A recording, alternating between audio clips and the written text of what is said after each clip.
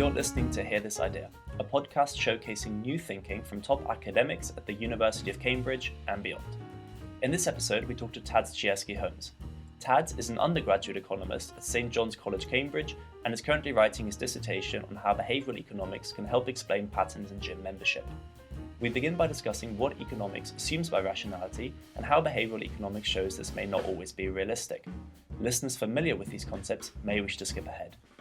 We then discuss the seminal paper by Della Vigna and Malmendia on how people are, quote, paying not to go to the gym, how their evidence compares to his own, and how he's looking to develop this phenomenon further. We then explore what implications behavioural economics has for public health policy, such as vaccinations and medication adherence, as well as nudges more generally.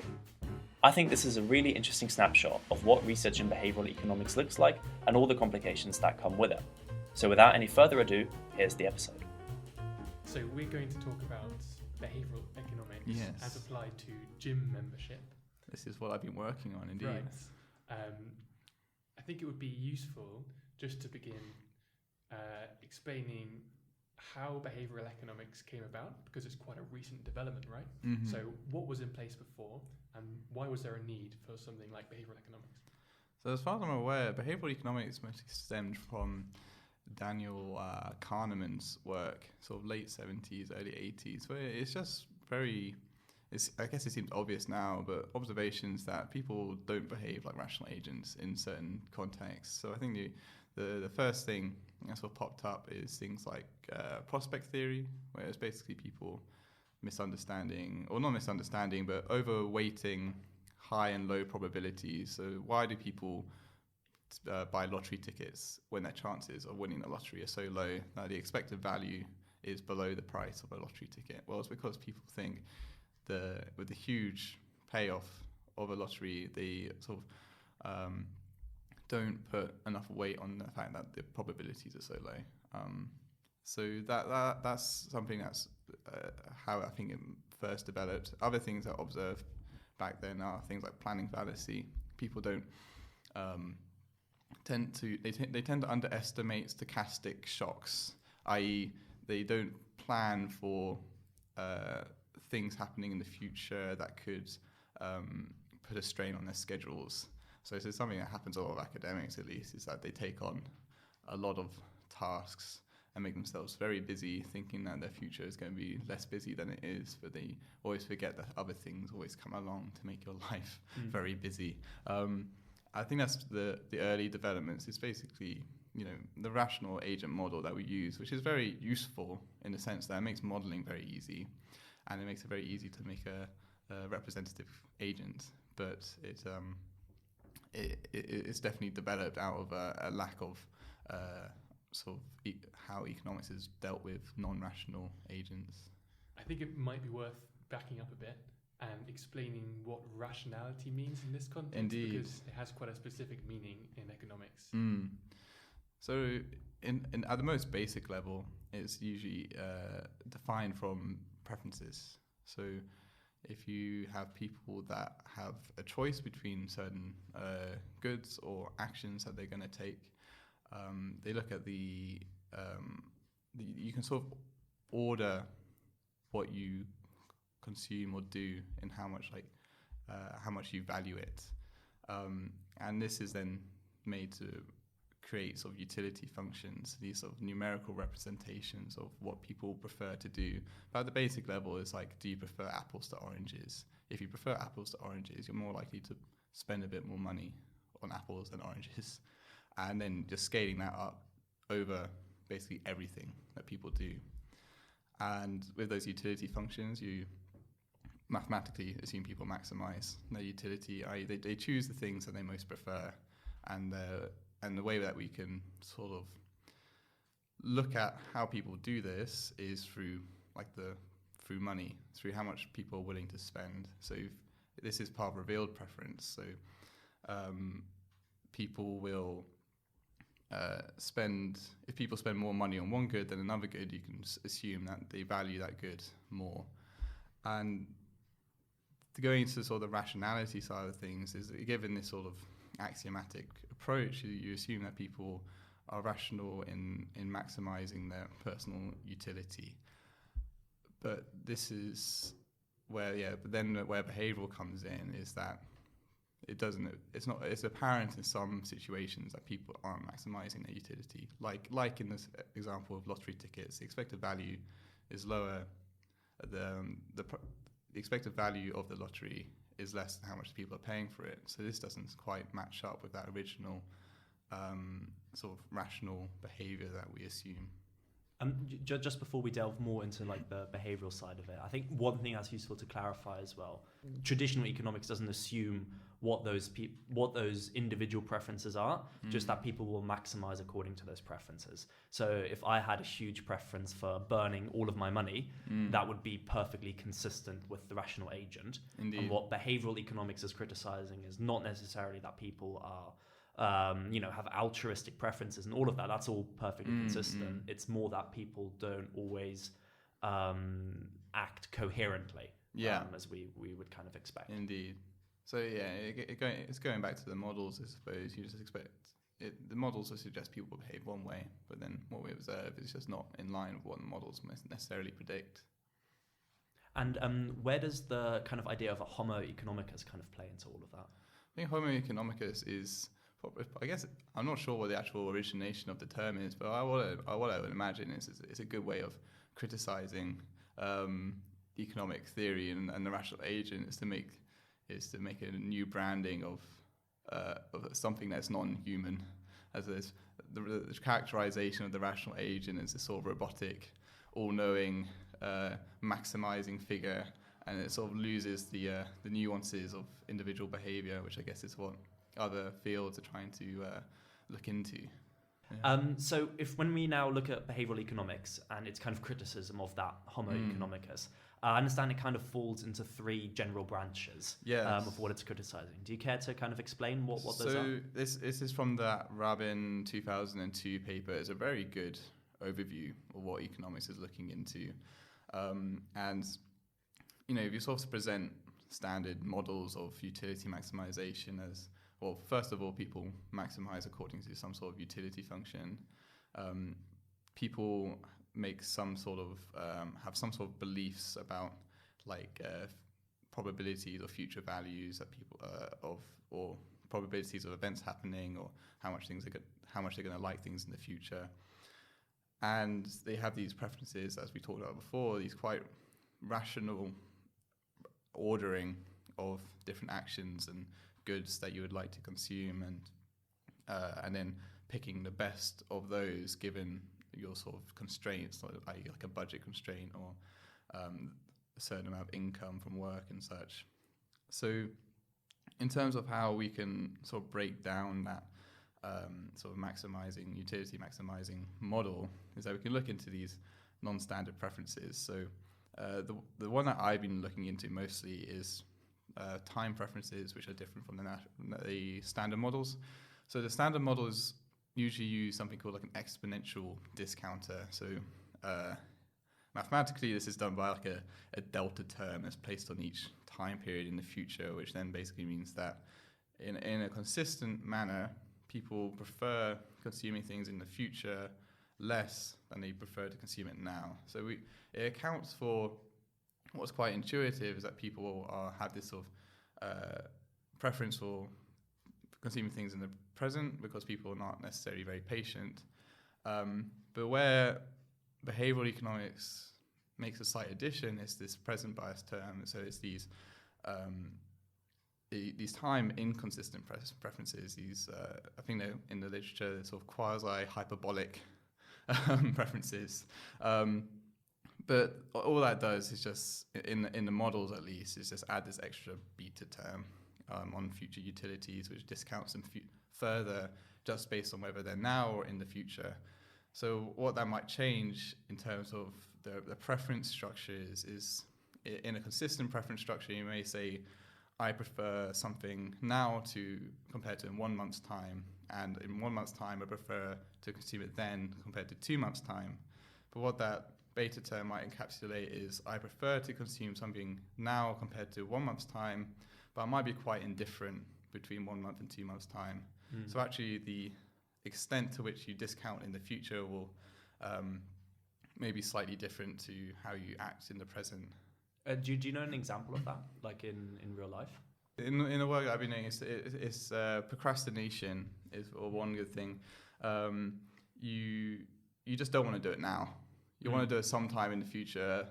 But right now, you just don't want you want to defer it, or you have this sort of inner drive to not do something now, and you want to do it later, just not now, and that's all it captures, and that comes into sort of the work with like gym cancellations later. So that's sort of procrastination. Okay, cool. Yeah, that makes a lot of intuitive sense. So, for example, if I have some homework due, I don't care if I do it tomorrow or in a week's time. I just don't want to do it. You just don't want to do it right now. Yeah, and that's that. Well, that's what that present bias term usually encapsulates in the model. Oh, cool.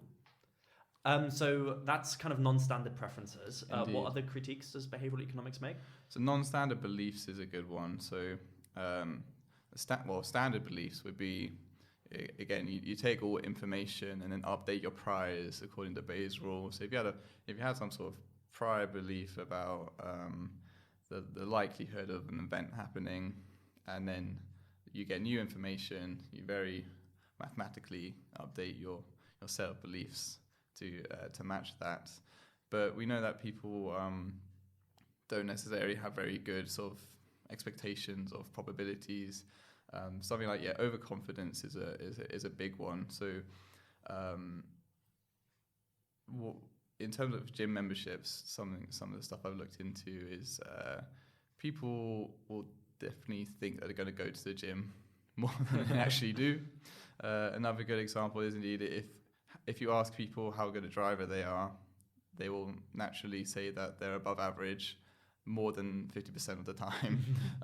So in the US, it's the worst. I believe in some countries, it's not as bad as the US, but the US, it seems to be around 90% of people think that they're above average. But this is quite consistent. We're looking into other countries as well.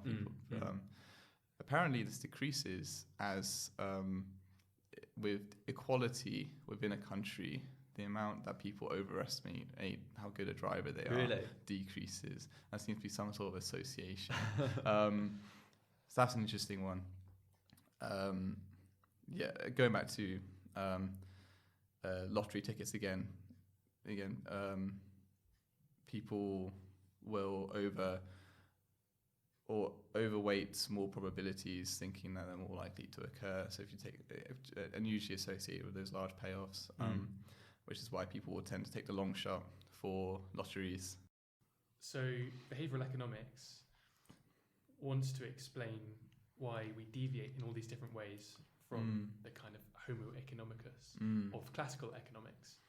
But presumably this really matters because economics feeds into policy making, right? For sure. So could you give an example of some kind of policy that is informed by this kind of old view that on something like behavioural economics turns out to be quite harmful? Indeed. I've got one that comes to mind, which is maybe not necessarily in the sense that an old policy was incorrect and then it's been corrected, but I can definitely think of lines of reasoning which have meant that policies have not been in place, or the regulations haven't been put in place because you would just assume people will behave correctly. And again, back to the work I've done, it's just like with gym memberships or subscription models, this can be also for buying prescription drugs. There's lots of subscription models that come in now. Is that you make things easier to sign up to than they are to cancel. And this doesn't, for a rational agent, it shouldn't matter. People will be like, if it's worth cancelling, people will do it. They'll find the right thing to cancel. They'll make the phone call and they'll be fine. But with better behavioural understandings of what people do when they're presented with this sludge, this sort of thing that make it really difficult to cancel, it does have a much greater effect at playing to sort of people's biases to stop them from cancelling, even though the companies can stand back and be like, actually, they can cancel if they want to. But in reality, they're making it very difficult with a negative welfare effect as a result.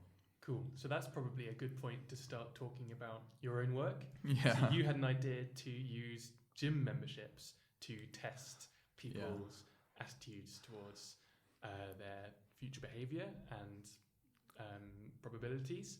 So could you explain why that could be interesting and how you went about doing it? So unfortunately, it wasn't my idea. This was the whole point of this was because it wasn't my idea. It was someone else's idea. It was Della Vigna and Malmendia was sort of the first big paper that I know of, at least, to study gym membership attendances and their cancellation behaviours. That was published in 2006, but this work was ongoing from earlier because their data set was from 97 to 2000, I believe. This was based in the Boston metropolitan area.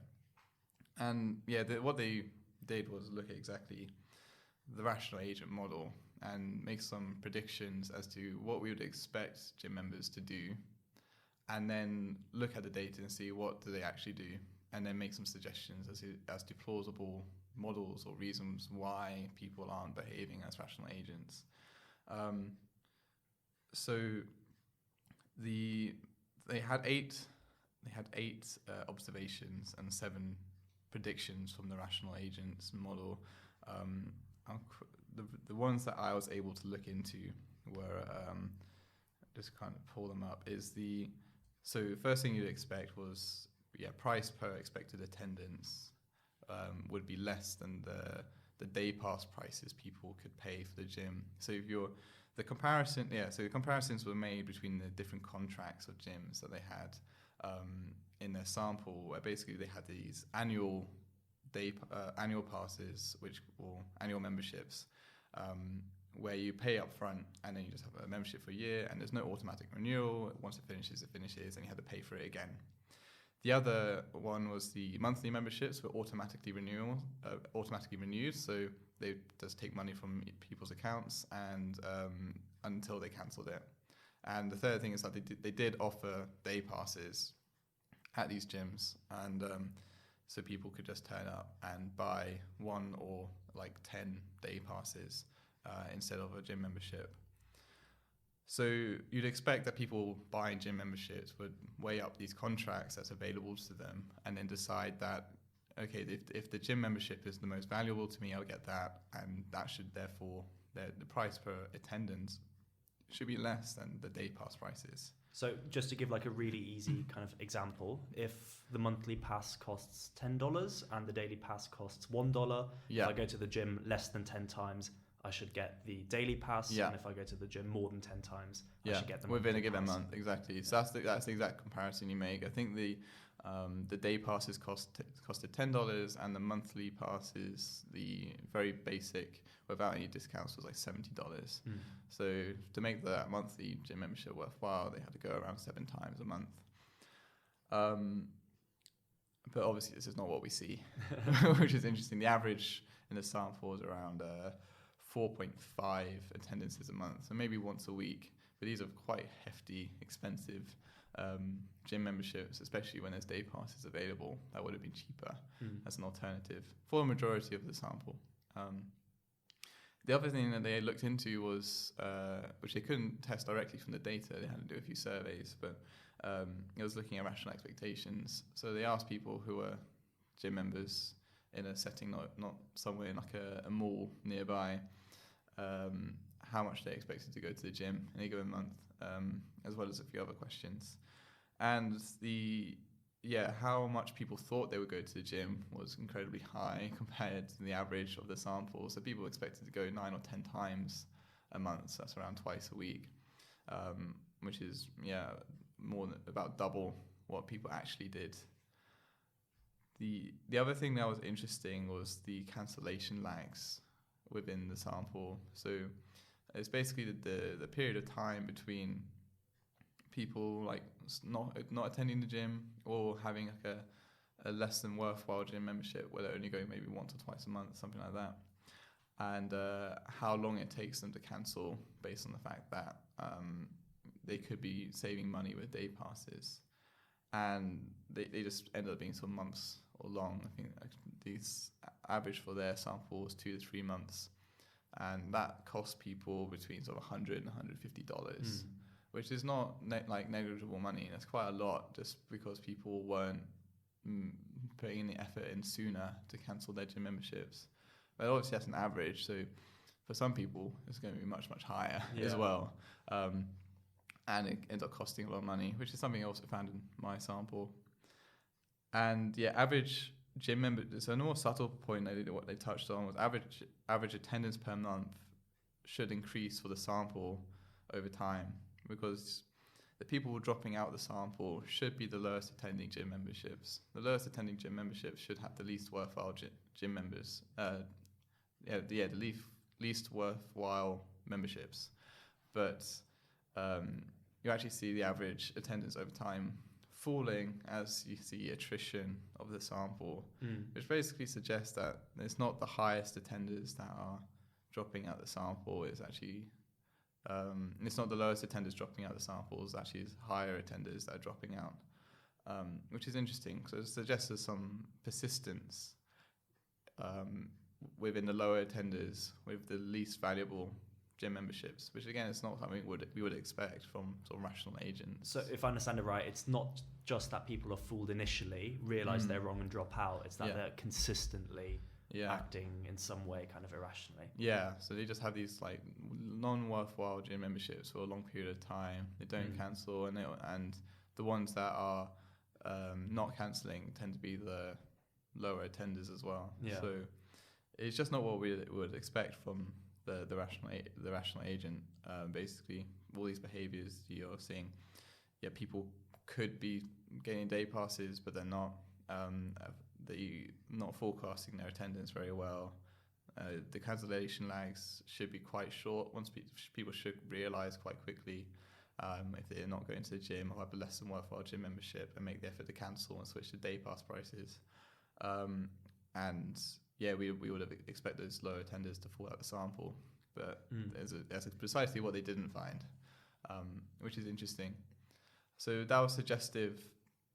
So that was suggestive for a certain type of behaviour, which is basically going back to the types of modifications we can make to the standard model is non-standard maximization behaviour.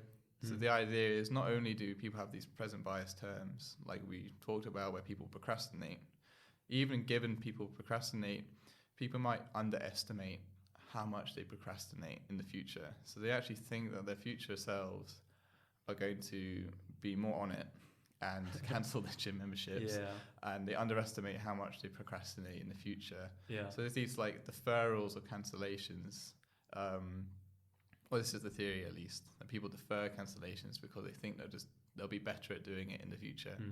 But then that keeps reoccurring until some point the costs ramp up high enough where people actually make the final effort to cancel. That makes a lot of intuitive sense. Makes a lot of intuitive sense, indeed. But there's also some other subtle things that people do, which you can find online, like on forums, where people getting very angry at gym companies, where in America, it's not so much in the UK, I don't think, but in America you can't just cancel online.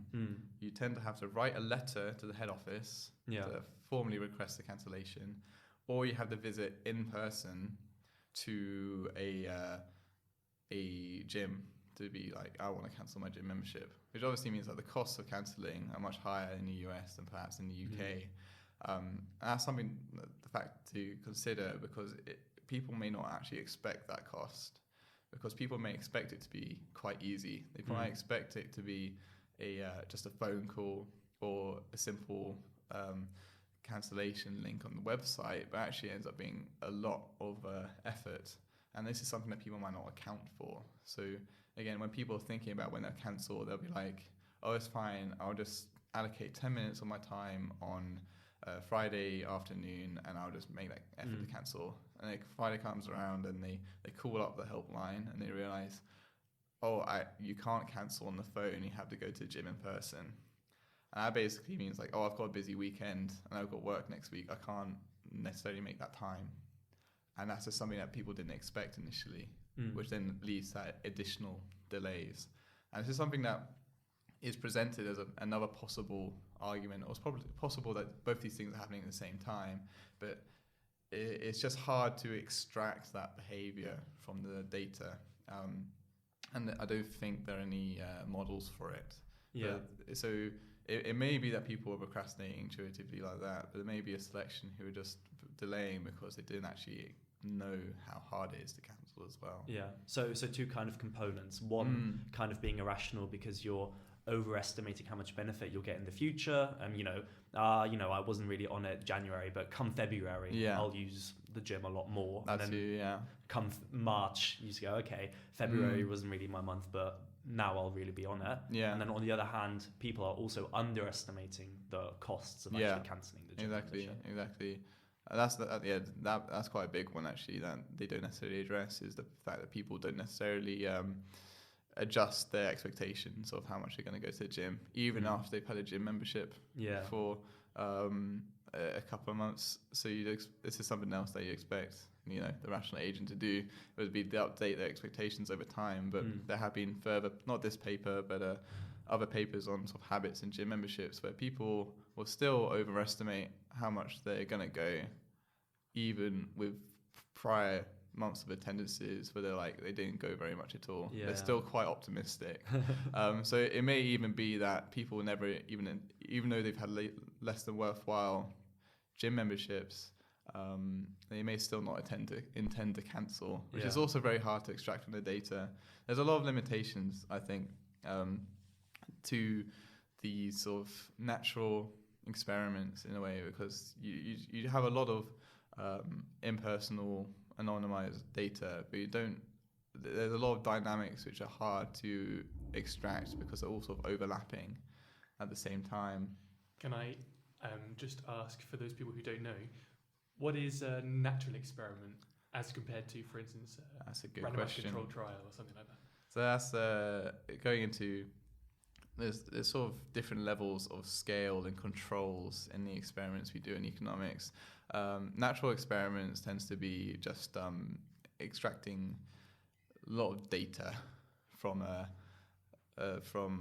what we observe normally. So this could be like macroeconomic data, like GDP over time, or and then looking for specific dynamics after, like the stock market crash and how that affects going forwards. And this is what a lot of econometrics tries to do, is like, in the absence of being able to control variables, how can we extract sort of causal effects of certain things?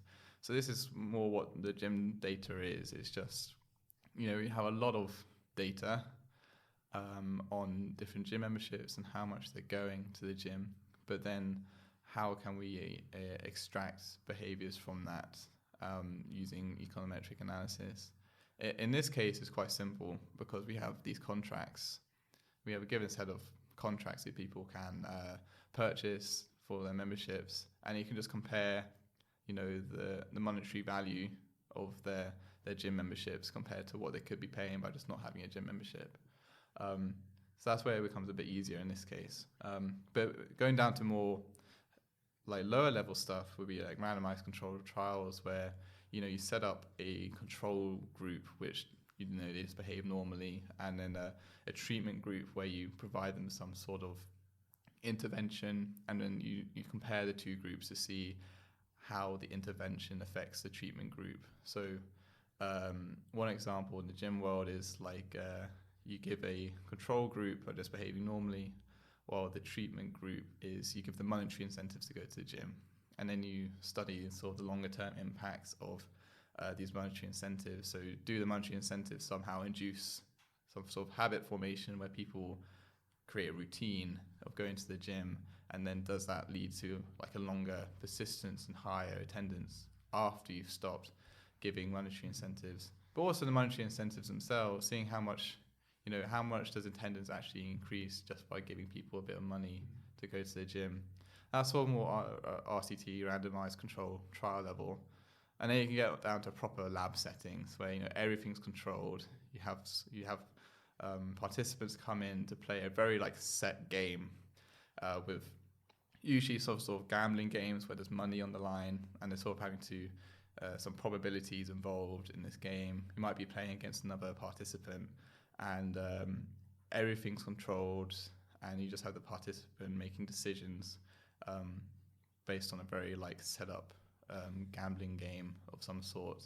Is there a worry that because it's so controlled, people are too aware of that, and so their behaviour will be different to what it otherwise That's definitely, you have to be so careful in your considerations, because it what was it called, hawthorne effect, I believe, is where you just by the setup of the game, you somehow impose a behaviour on your participants. So in the way you set up a game or a study, the participants may try and judge how much or what behavior you're trying to extract, and they may want to live up to your expectations of what you're trying to do, and they'd be like, okay, I'm going to be a good participant, I'm going to do what they think I should be doing. And that just ruins the effect of the study, because that's not what you want us to do. You want to see what they would do in a more naturally. It's a very big consideration, and it's quite interesting what people would do to try and remove these effects in a lab setting. But in reality, you probably just cannot remove them, but just be aware of them. And I guess another problem with kind of lab experiments is that it attracts a much smaller kind of sample of people to investigate, because most of these are done at university. Definitely. I imagine you also get a certain type kind of being even willing to participate. Yeah, it's true. It just becomes a practical issue where there's a vast pool of participants who are willing to take a slightly smaller sum of money to take time out of their day, and that is students within the university. Even I had to, in my time at CalTech, I took part in 2 little sort of more neuroeconomics-y experiments, putting on EEG caps to measure my brain waves, and another one doing eye tracking in a gambling game. Definitely, it's external validity of these results is definitely questionable, but I guess the people running these experiments are usually quite aware of it, and I think when you do them, the results are quite suggestive as to certain behaviours you may see. But I think behavioural economists are quite keen to get these experiments done elsewhere, and they're always quite excited when a sample can open up in another country, or propositions to do things in more developing countries, like in Tanzania. They're quite willing to see whether these studies replicate in other environments. So I think it's definitely considered for sure.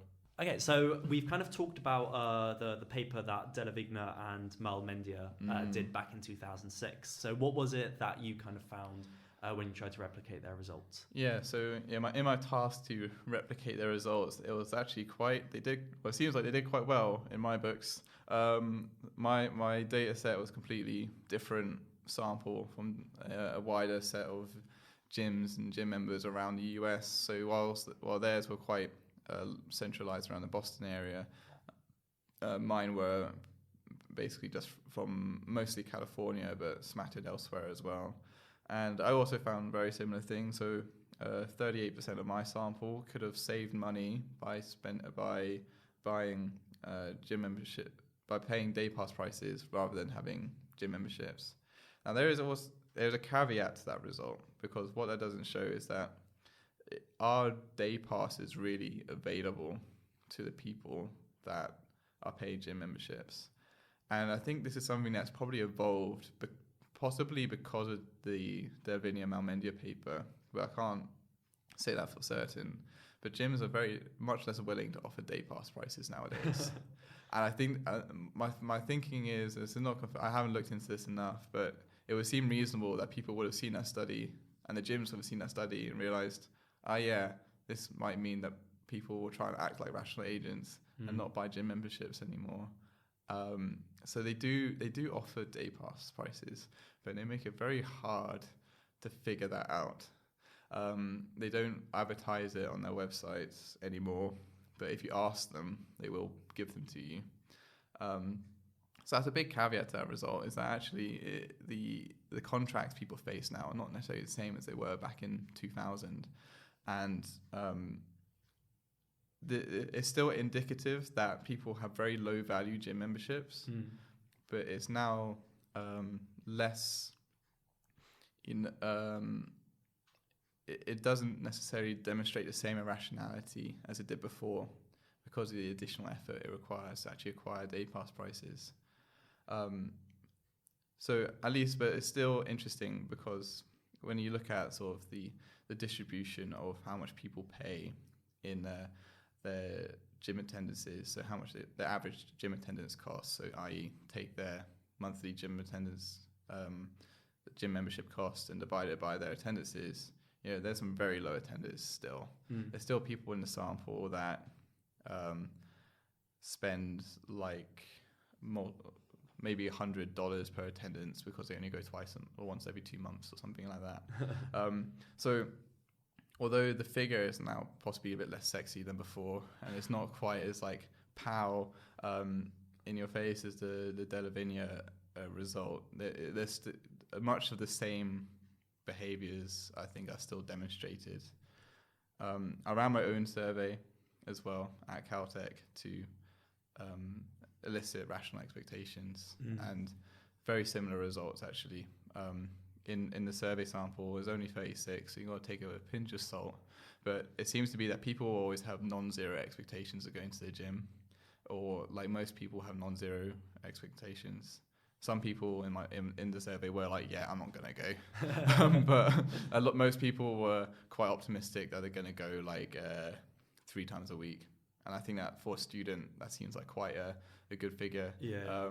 But in reality, work comes along and the actual attendance data, the modal groups are sort of 0 to 1 times a week, which again makes sense that a lot of people just don't go to the gym. Some people still make the effort, but it's much less than they thought it was going to be. And that's probably like classic sort of planning fallacy type things being shown there. And yeah, overall it seemed to be that people overestimated their attendance by around 7 times a month, so 2 times a week-ish. So that was interesting to see again, that actually, and going back to are these weird people because they're CalTech, their survey data was so similar to the Della Vigna survey data, because they are in the Della Vigna Malmendia paper, they ask a question basically to show like presented and updated expectations. Do people pick the rational option? And they do this through a question of just being like, the gym membership costs $70 and a day pass costs $10. Last month you went 5 times to the gym, and you're expecting this to carry forward to the next month. Do you buy the day pass or the gym membership? And obviously the response you would expect to see is people be like, yes, 5 times 10, 50, that's less than 70, I should go with the day passes. In both my sample and the Della Vigna sample, it was actually 70-30 split. 70% would go for the day pass prices, but still 30% that went for the gym membership, even though they've been told you went 5 times last month and you're expecting that to go forward. Now, what exactly is going on there is not quite sure. Are people still over optimistic within this this scenario? Possibly, but I think it was interesting at least that some people still went with the higher price option, and that they were so similar within a similar sample size as well. So that was something that came up. Is there some explanation of why people still went for the higher price option? Because even though maybe they knew that they wouldn't go enough to justify that extra cost, there's something about paying too much that motivated them to go in the first place. That's definitely a big reason why people get gym memberships. I think that it's like a commitment device. I'm gonna punish myself into going, and I don't think it works. But no, the problem is it's anonymized data. I wish I could ask the people and be like, why did you choose the higher price one? But I'm not quite sure. I think that's there's one potential explanation that people are like, yes, we're not going enough, and and I should be going more, so I'll buy the gym membership. The other one might just be it's less effort having a gym membership. I don't have to pay every time I go, because there is a cost there. That cost is quite small, but it might be enough for where people are like, I don't want to bother having to put my chip and pin in every time I go or speak to someone, which is possibly very valid. So there's actually a lot going on in that sense, but I couldn't say for certain why that result has occurred. But it's an interesting one at least. And kind of back to your findings. So we've talked about daily prices versus monthly prices and forecasted kind of expectations. What else did you find? We also found huge cancellation lags. I think my sample's got more sort of heterogeneity in behaviours than the original Della Vigna-Malmendia sample. So I think I've seen much bigger cancellation lags than they possibly saw, where I have one person in my sample and the maximum of my range delayed 5.5 years between not their final attendance and actually cancelling their gym membership. That's quite damning, because obviously something's going on there. This is to the point where, you know, even the procrastination argument falls apart. This is someone who must have just forgotten. They're not thinking about it every day, being like, Saturday, that's the day. But there's a huge range of people, 36% of my sample, where they had like greater than a month cancellation lags. There's at least a month where they didn't go before they decided to cancel. And again, at least it demonstrates that there are a lot of people not being rational in that sample. Although a lot of them were very on it, a lot of the sample cancelled or attended right up to the point of cancellation. There were also some significant lags in there, which again, rational agents doesn't explain. We saw a similar thing with the attendance with attrition. So people falling out the sample weren't the lowest attenders, it was the higher attenders. And again, quite damning, the median attendance in month 11 and 12 of after signing up was 0. So that means that 11 months and 12 months after a gym member had signed up, the median attendance was, so over 50% of the sample had 0 attendances recorded in month 11 and 12. Wow. Which is interesting. So again, there's a huge attendance attrition over time. People just seem to stop going, but they don't cancel. And then the final thing, which was similar to what the Della Vigna and Malmendia found, is that there's this correlation between price per attendance and cancellation lags. So people who had the least worthwhile gym memberships, i.e. the highest price per attendance, were also seem to be correlated with higher cancellation lags. So that was suggestive that, you know, there's a differentiation between sort of a naive agent and a sophisticated agent. The sophisticated agent would be more rational, and they'd have a gym membership that's more worthwhile, as in they go a lot and they really get bang for their buck. But once it stops being the case, they cancel quite quickly. While the naive agent may not go very much at all and have quite low attendance and high price per attendance, and are also more likely to leave the gym membership running before cancelling and have a greater lag.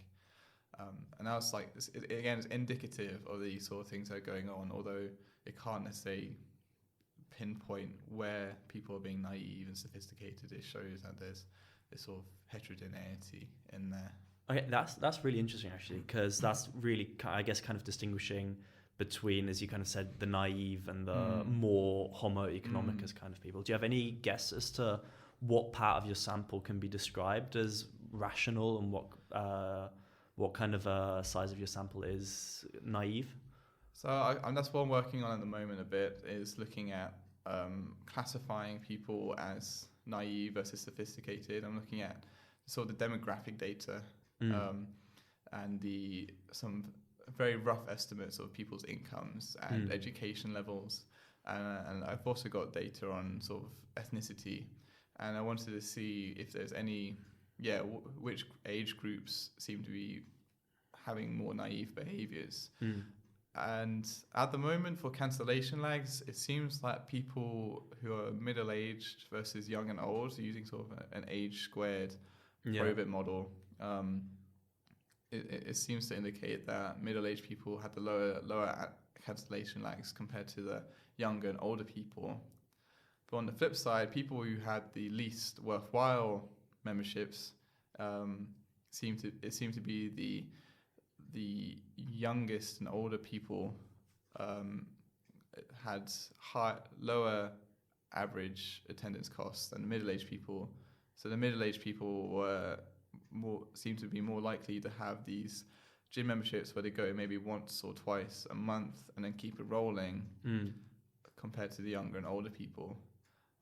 This is definitely work in progress. These are very, very rough results they need to look into, but it would make sense in terms of how people experience perhaps like planning fallacy, but over the life cycle. It might be that, people in their middle ages are more prone to planning fallacy because they possibly have more in their schedule to do, and they think that they can fit in a gym attendance here and there, but actually if something comes along where they just throw it out of their schedule, compared to maybe younger or older people who maybe have a bit more spare time or more flexibility in their time to go to the gym. But then on the flip side, it would suggest that in terms of cancellation lags, younger and older people are more prone to procrastination or some sort of inefficiency in their financial decision making. Which again, this would be intuitive, but I'm going to put like a very big caveat that this is work in progress. I don't want to suggest a result and then my signs end up flipping with more controls or something. But again, the intuition's in there. Just see whether the data do some robustness checks and see if that backs it up. Cool. So, I mean, that was really interesting to kind of hear the seminal study on gym membership and where you kind of agree and where you disagree with your results.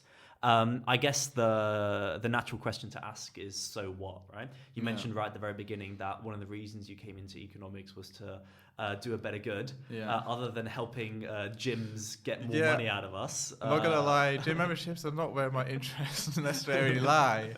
What kind of broader implications do these findings have for society and policy in particular? Well, the undertone or the what I've always had in the back of my mind while doing this is like how this apply to other fee-based health behaviors. And the other thing I've quite interested in is medication adherence, because this is another area where again, people act in ways that don't appear to make sense. You have people given medication to make them better from a certain illness or to alleviate symptoms, but people are very prone to just not take their meds. And again, the explanations for this stem from similar things in terms of economics. So that procrastination, people thinking that they'll take their meds later, but then just end up not taking them at all. Or that's the main sort of theory behind it in an economic sense. But there's also lots of other things going on. So people overestimating how good they're going to be at taking them, or maybe over or underestimating how good they will be at taking it. So there's sometimes there's an self-efficacy issue.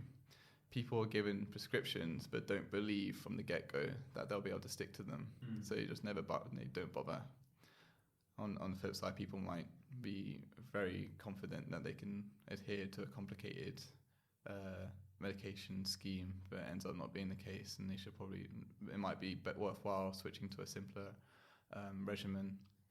These are the sort of things that I think are where this study sort of is suggestive for in terms of those behaviours. And what kind of solutions would you kind of draw to those problems? So I guess how precisely does what you found in the gym membership study relate to how you might help people better take their medications? Indeed. So in similar to how people cancel like gym memberships, when you make it more costly to do so, people are less likely to do it. And it's similar for medications. It's more of a US based issue than necessarily in the UK. But if you make it less costly to get your meds, people are more likely to get their meds. This is not just in terms of money costs, but this can also be in terms of time costs. Something that's quite indicative of this, I think, is I'm not sure which state this was done in, but it's sort of like you can look at it like a natural experiment with a treatment where a certain vaccination was made to be a legal necessity for kids to have. So in a state in the US, they made it a legal requirement they get this vaccination, and as a result, the vaccination rate for this particular vaccine went up drastically, as you'd expect.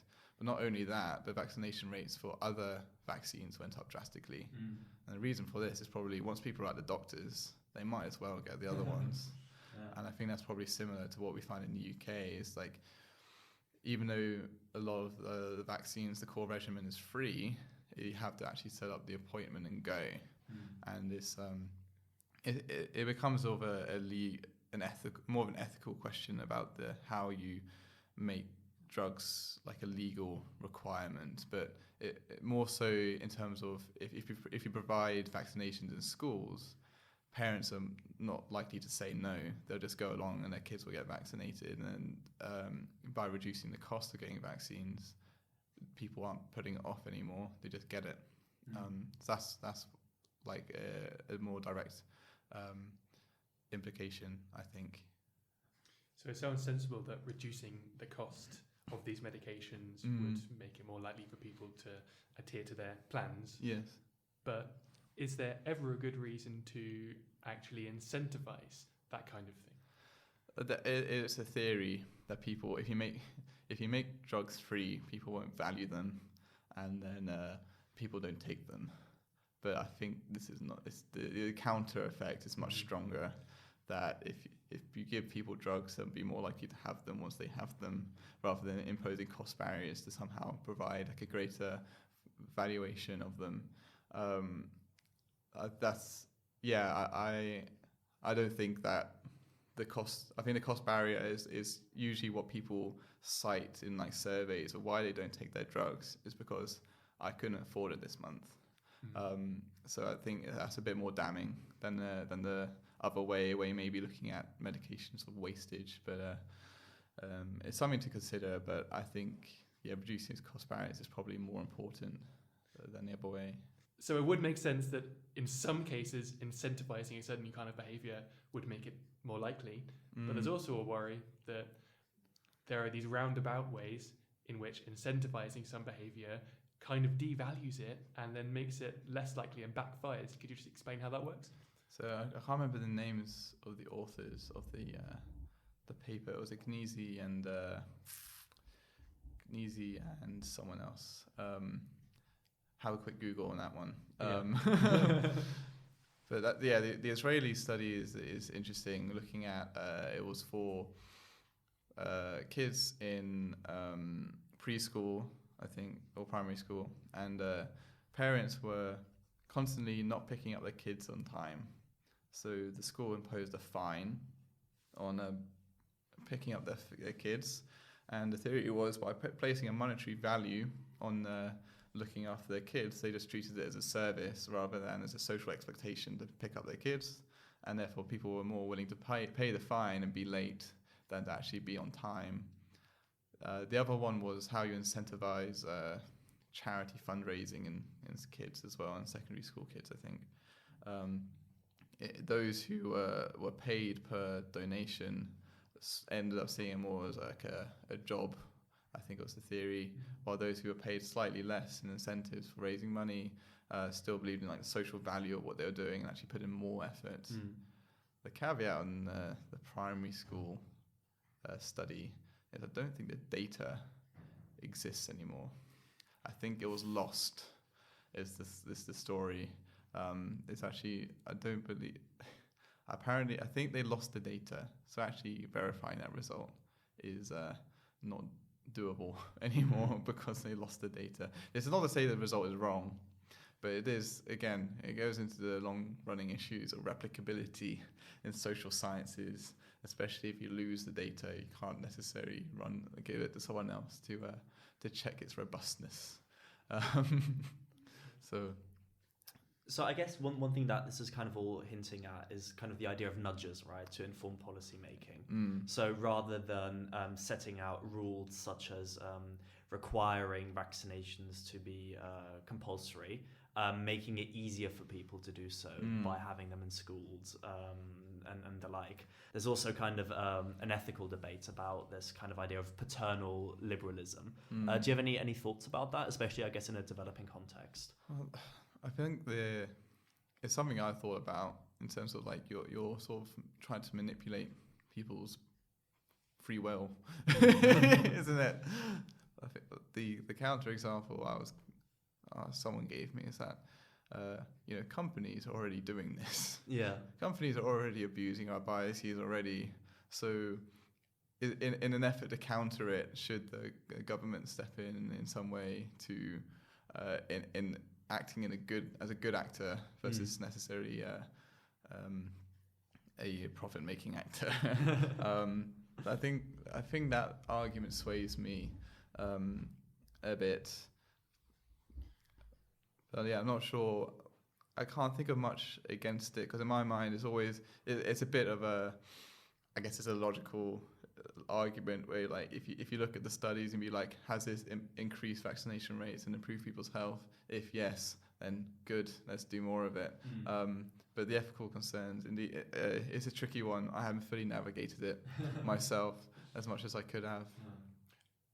I guess one of the big takeaways from behavioural economics is that whenever you give someone a question, that question always has to be framed in a certain way, right? Indeed. And the framing really matters. It really matters. But given that it always has to be framed in a certain way, then why not frame it in a way that makes people's behaviours better for themselves, right? I guess that's the thought of liberal paternalism. Yeah.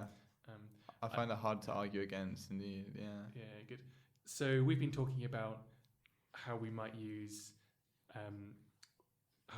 apply all of this to policy, but I was wondering, because I'm sure we're all familiar with, signing up for some 30-day trial and then never getting around to cancelling it and ending up being charged for something that you have no use for, right? Are there any kind of nudges or tools or behavioural changes that we can use to make ourselves less like irrational? I wish I had better advice, because despite studying many different types of behavioural biases, I'm still a sucker for all of them.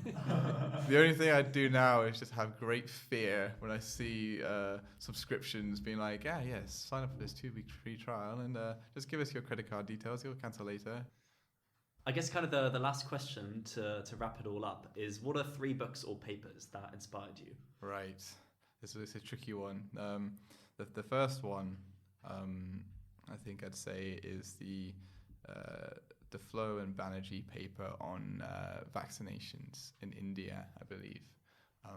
That one's really interesting. Again, it's speaking about sort of present bias and medication adherence. Is how do you get those in poorer or lower income populations to take their vaccinations, which have huge sort of future benefit. And it was a matter of providing lentils for each vaccination they took their kids to, and then offering them a full set of plates for completing a regimen. And that seemed to be enough to increase vaccination rates significantly. This was in opposition to other theories that, that culturally they just don't agree with sticking needles in your arm, or they just aren't very well educated on the future benefit of vaccinations. Worth noting they just won the Nobel Prize, right? Indeed, they have just won the Nobel Prize for the sort of randomized controlled trial work, so it must be semi-decent. Yeah. I think their work is really great in this area, like quite simple sort of solutions to development problems. In terms of the behavioural economics literature, it is quite vast. There's not really a standardized sort of textbook for behavioural economics, bar one. by Colin Camara, who was my lab leader over the summer. I think his behavioural game theory, his work is really great. If you watch his TED Talks about sort of how well people are at being game theorists, in game theory, if you play the game like the winner of the game is whoever picks a number that is 2/3 of the average.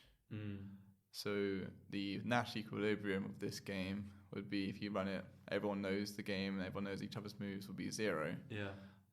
And this is what you see with a lot of people's answers, who are obviously quite smart econ students, answer 0, and they lose because not everyone is a perfect game theorist. So in reality, it ends up being people think sort of 1 or 2 steps ahead in terms of game theory thinking, not necessarily infinite horizons.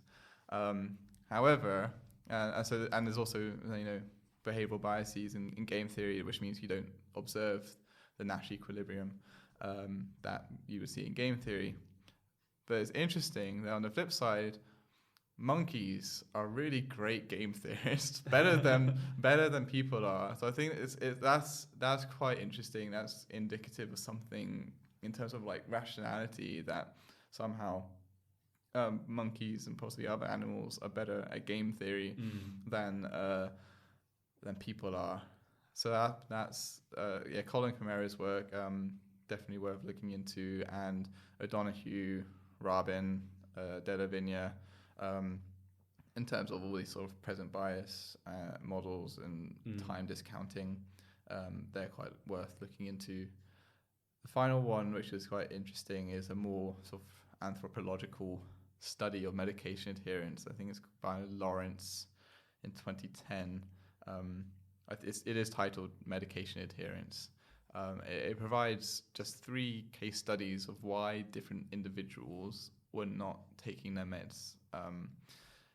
So one case study was of a girl with asthma, another was of a older woman with quite a complicated medication regime, and then a middle-aged man with HIV having to take antiretrovirals. And it just, we're quite reductionist in how we look at the data, because we can only pick out so much. And we are making, population-wide suggestions of behaviour when, everyone's an individual. And I think this sort of paper demonstrates that, everyone's circumstances are very individual. The context for each individual, so means that they behave differently given certain situations. So policy or certain treatments will have a different effect on everybody, and I think that can sometimes be forgotten when you're looking at these sort of population studies.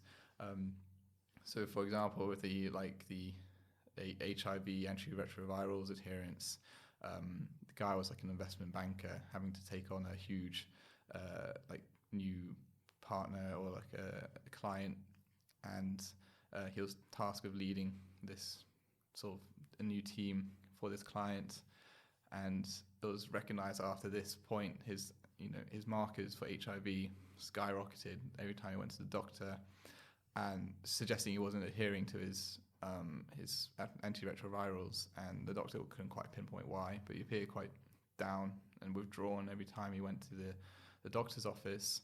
So he did a bit more, pursued a bit more questioning to see what was going on, and it turned out that he became very stressed and overworked with this new client, and he was basically self-medicating with alcohol to be able to sleep, because he just couldn't sleep anymore because of the stress. And as a result, the adherence to antiretrovirals obviously decreased because he was just forgetting to take them. He had too much else on, and as a result, his markers went up. And it was just a matter of advising that he see a psychologist, get back onto a stable routine, and sort of treat his stress, and that would then lead to better adherence. And the medication adherence literature is fascinating, because people have tried so much on these wide scales, and they usually tend to be quite uniform treatments, like we'll give you an electronic pill bottle that rings a buzzer every time you need to go, and that should remind you to take your pills. And they usually see positive but small effects of all these things. And it's usually, I think, it's because we're lacking a personability in those sort of things. That doesn't account for individual behavior or individual reasons why people aren't adhering to medication. So that's why that paper is interesting. And I thought it was a great one. Right. Thank you, Tad. No problem. Thanks for having me. That was Tad's Ciecierski Holmes on gym membership.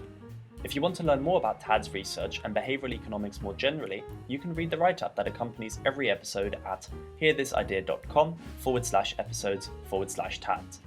There you will find a summary of our conversation, as well as links to Tad's book recommendations, all the articles referenced, and other further readings. If you have a minute, we would also greatly appreciate it if you could leave us a review on iTunes or whatever platform you are hearing us from. We're just starting out, so any advice helps improve the show, and others find out about us. If you want to support the show more directly, you can also leave us a tip by following the link in the description. Thank you for listening.